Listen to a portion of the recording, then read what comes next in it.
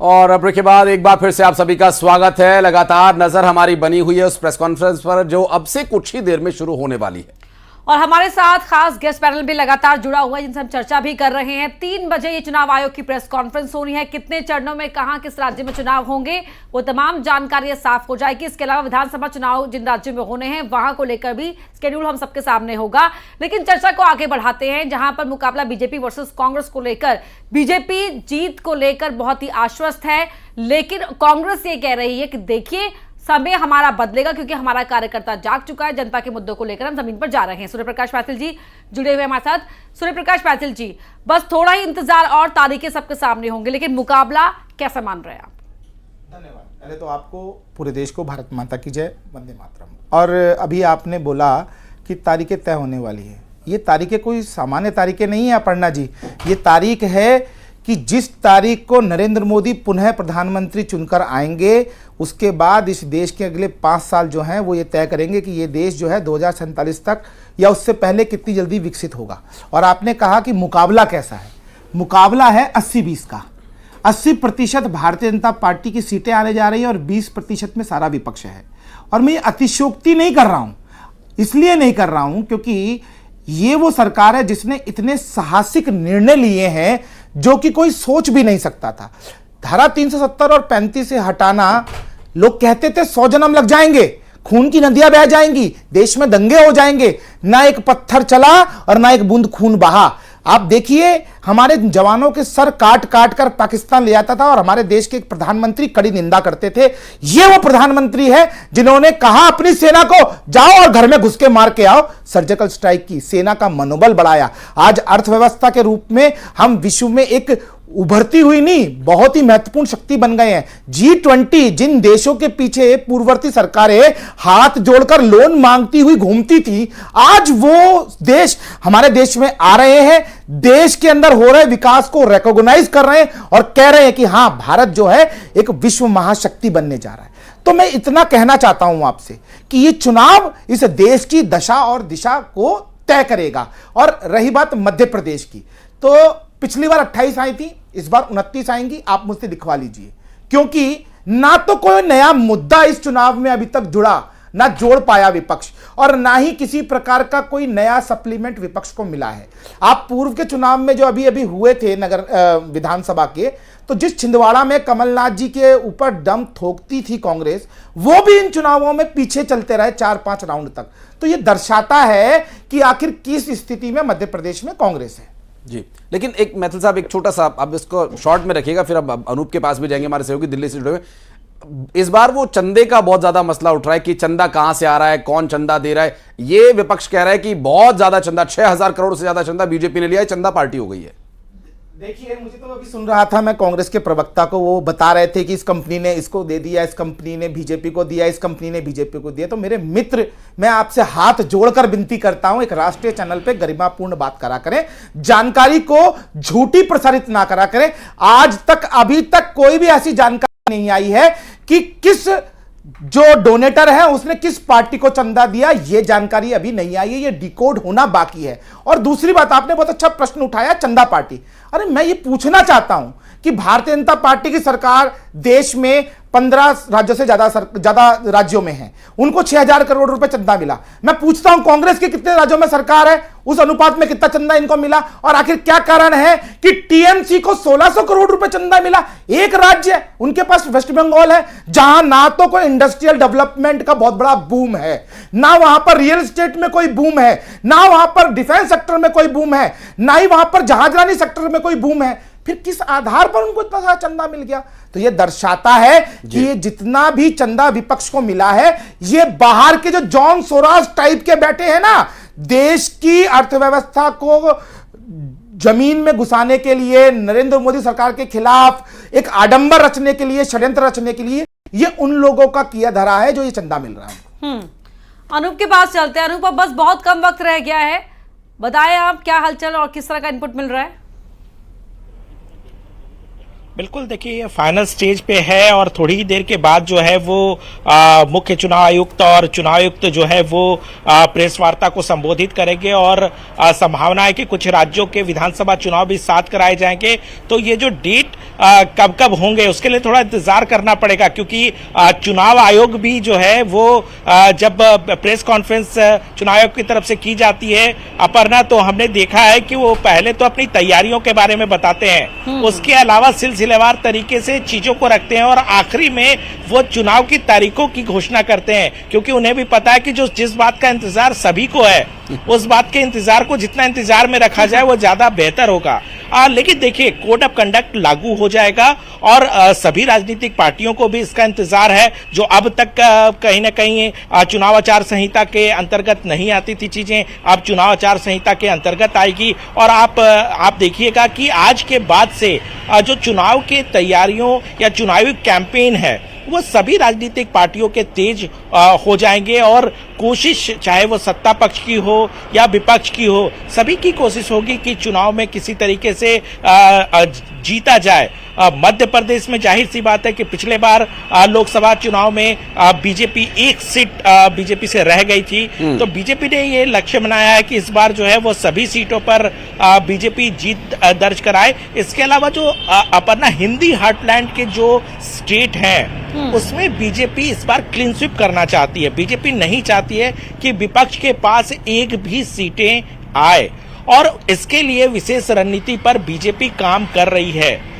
जहां तक India alliance का सवाल है, जिस तरीके से इंडिया अलायंस बना, लग रहा था उस वक्त में कि इंडिया अलायंस एनडीए गठबंधन को टक्कर देती नजर आएगी, लेकिन जिस तरीके से वहां से नेताओं का पलायन हुआ, इसके बाद उनके अंदर ही पार्टियों के बीच में जिस तरीके से तकरार सामने देखने को मिले, तो लग रहा है कि विपक्ष इस बार बहुत कमजोर सा दिखने लगा है। और अब बातचीत सिर्फ इस बात के लिए हो रही है कि जो प्रधानमंत्री नरेंद्र मोदी ने जो 370 का लक्ष्य बीजेपी को दिया है, उस लक्ष्य को क्या बीजेपी पा सकती है या नहीं पा सकती है। देखिए चर्चा इस बात की हो ही नहीं रही है कि क्या बीजेपी इस चुनाव में जीत दर्ज कराएगी या नहीं कराएगी, क्या बीजेपी की सरकार बनेगी या नहीं बनेगी। इस बात की अभी चर्चा आम लोगों के बीच नहीं हो रही है, इस बात की चर्चा हो रही है कि बीजेपी को कितनी हम सीटें अपने मिलेंगी। मेहमानों से भी इस पर चर्चा कर रहे हैं कि बीजेपी ने जो टारगेट सेट किया है, क्या वो टारगेट बीजेपी हासिल कर पाएगी, क्या इंडिया अलायंस या कांग्रेस पार्टी उस टारगेट को रोक पाने में या सरकार बनाने में रोक पाने में या अपनी सरकार बनाने में कितने कामयाब होते हैं। एक बीच में विजुअल जरूर चला था, वहां पर प्रेस कॉन्फ्रेंस सबसे कुछ ही देर में शुरू होने वाली है। ये एक तस्वीर हम अपने दर्शकों को दिखा दें, ये देखिए यहां पर अभी कुछ ही देर में आकर मुख्य चुनाव आयुक्त बैठेंगे और जैसा कि हमारे सहयोगी अनूप ने बताया कि बाकायदा भूमिका सहित प्रेस कॉन्फ्रेंस शुरू होगी और शुरू में सारी तैयारियों की जानकारी प्रेस कॉन्फ्रेंस में दी जाएगी। कहां पर कितने चरण में चुनाव होंगे, क्या व्यवस्था की गई है, पहाड़ी क्षेत्रों में क्या अभी नए बदलाव किए गए हैं, नक्सल प्रभावित क्षेत्रों में कैसे वहां पर व्यवस्था की गई है, वोट परसेंटेज को बढ़ाने के लिए क्या बदलाव किए गए, पोस्टल बैलेट पर कैसे काम किया जाएगा, दिव्यांगों के लिए 85 वर्ष से अधिक आयु के उन मतदाताओं के लिए क्या विशेष व्यवस्थाएं की गई हैं। अपनी तरह की एक वाहिद संस्था है, स्वायत्त संस्था है चुनाव आयोग, जो कि पूरी दुनिया में फेमस है निष्पक्ष और निर्भीक चुनाव कराने के लिए। और इस बारे में पूरी ब्रीफिंग देने के बाद अंत में, जैसा कि हमने अपना अक्सर देखा है रियलिटी शोज में होता है, जब अनाउंस किया जाता है विनर का नाम, तो उसी तरह से डेट्स का अनाउंसमेंट यहां पर होगा। यहां पर आशीष देखिए होना भी चाहिए, क्योंकि बहुत कम समय ही ऑन कैमरा और कहते हैं ना कि सेंटर ऑफ अट्रैक्शन बन के रहता है चुनाव आयोग, तो इसीलिए वो उस पूरे मौके का फायदा उठाना चाहेगा, क्योंकि इतनी मेहनत करती है पूरी टीम जमीन पर तरीके से इलेक्शंस को करवाने के लिए, और इसीलिए उस पूरी मेहनत में क्या कुछ प्रयास किए गए हैं, क्या रणनीति बनाई गई, किस तरह डिप्लॉयमेंट हुआ है, उसकी पूरी डिटेल में जानकारी देने के लिए चुनाव आयोग पहले शुरुआत में इंतजार करवाता है और आखिर में आकर ही वो डेट सामने आएंगी जिसका इंतजार टकटकी लगाए सुबह से ही लोग कर रहे हैं।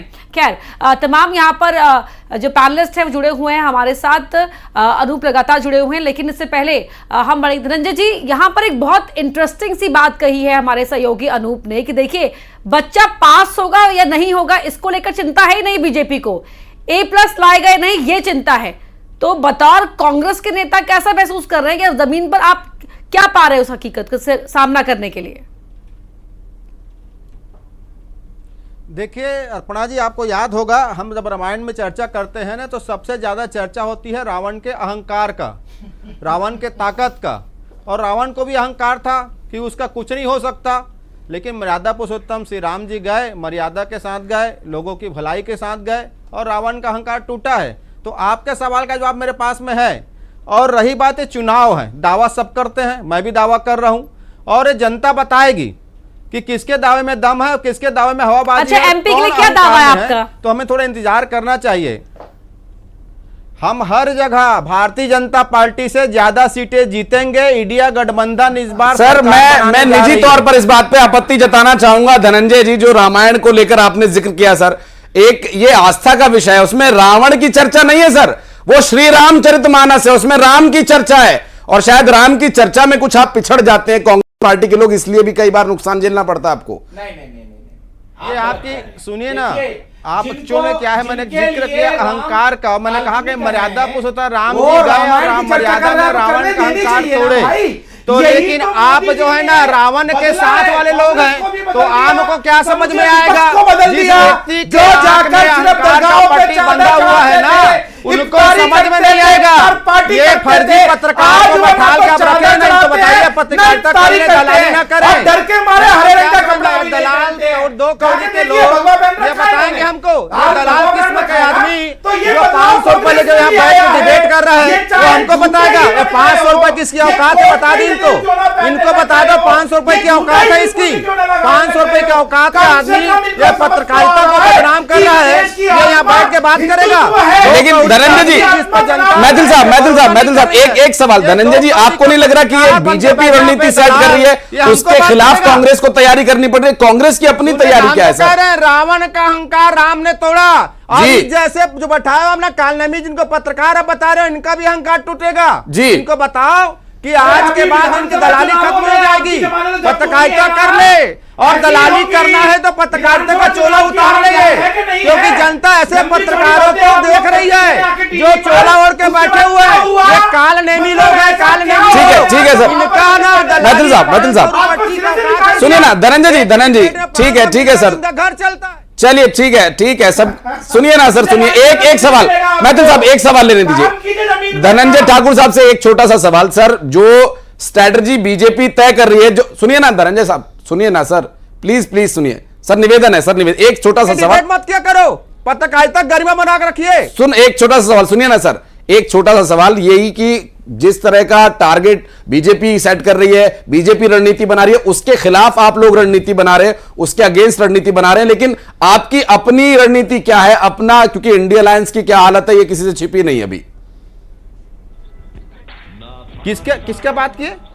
धनंजय जी आपसे सवाल है, इंडिया अलायंस की क्या स्थिति है, किसी से छिपी नहीं है, आपकी अपनी रणनीति क्या है? क्योंकि बीजेपी ने तो 370 प्लस का टारगेट दे दिया, अब उसी के आसपास सब घूम रहे हैं। देखिए हम तो कह रहे हैं, हम 2024 में इस देश में इंडिया अलायंस गठबंधन का सरकार बनने जा रहा है, और कांग्रेस ने अपना एजेंडा, अपना मुद्दा जनता के आगे रख दिया है। जनता तय कर देगी ना, आप थोड़े इंतजार तो कीजिए ना।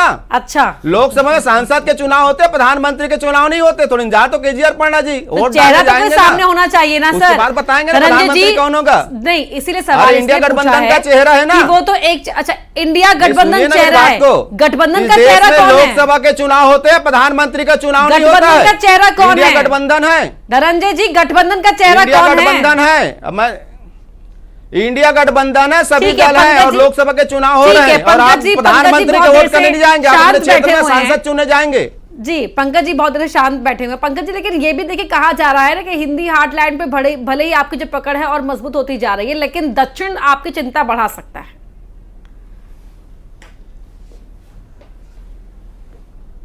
चुनाव और देश की प्रगति की बात करें, पिछले 10 साल में 2 चुनाव हुए, 14 के चुनाव में 54 सीटें कांग्रेस की, 19 के चुनाव में 44 सीटें। पिछले 2 चुनाव से इनको 53 सीटें, 54 भी नहीं ला पाए। पिछले 2 चुनाव से देश में अखिल भारतीय कांग्रेस कमेटी को नेता प्रतिपक्ष की पात्रता देश की जनमत नहीं दे रहा।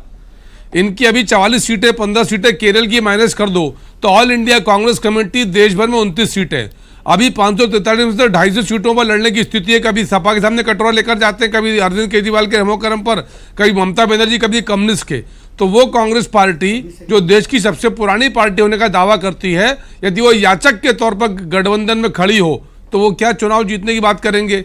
न नीति स्पष्ट, न नेता स्पष्ट, न नाम स्पष्ट। हम तो दम के साथ कह रहे हैं कि 10 साल का मोदी सरकार का विकास का कार्यकाल और अगले 25 साल के विकसित भारत की योजना, आओ कौन बातचीत करता उस पर। हम तीसरी इकोनॉमी बनाएंगे भारत को, रक्षा में हम आत्मनिर्भर हो गए, इंफ्रास्ट्रक्चर की बात करिए, स्कूल कॉलेज अस्पताल की बात करिए, रोजगार की बात करिए, भारत के मान सम्मान की बात करिए। कौन सी सरकार थी जिसमें भारत के तिरंगे झंडे पर पाकिस्तान और बांग्लादेशी बचकर निकल रहे हो? आज अमेरिका का राष्ट्रपति मोदी जी की तारीफ करते हैं, फ्रांस के राष्ट्रपति मोदी जी की तारीफ करते हैं, पूरी दुनिया में डंका बज रहा है भारत का, लेकिन कांग्रेस के तुष्टीकरण करने वाले लोगों को भारी पड़ रहा है। ये परिवारवादी, गरीब विरोधी तुष्टीकरण करने वाले भ्रष्टाचारी लोग हैं, इसलिए इनको आपत्ति है। आशीष जी, हम तो कह रहे हैं सर, एक छोटा सा ब्रेक लेने का समय हो रहा है। मैथिल साहब कुछ कहना चाह रहे हैं? मैथिल साहब 10 सेकंड जी, आपको पता है जब आप कांग्रेस मैं आ रहा हूं धनंजय साहब, अभी चर्चा चलेगी, प्रेस कॉन्फ्रेंस शुरू होने वाली है। सीटें मिली थी ना जब कांग्रेस में आप थे। माफी चाहूंगा सर, माफी चाहूंगा, समय का ब्रेक के लिए भी रुकना पड़ेगा यहाँ पर, फौरन लौट रहे इस ब्रेक के बाद।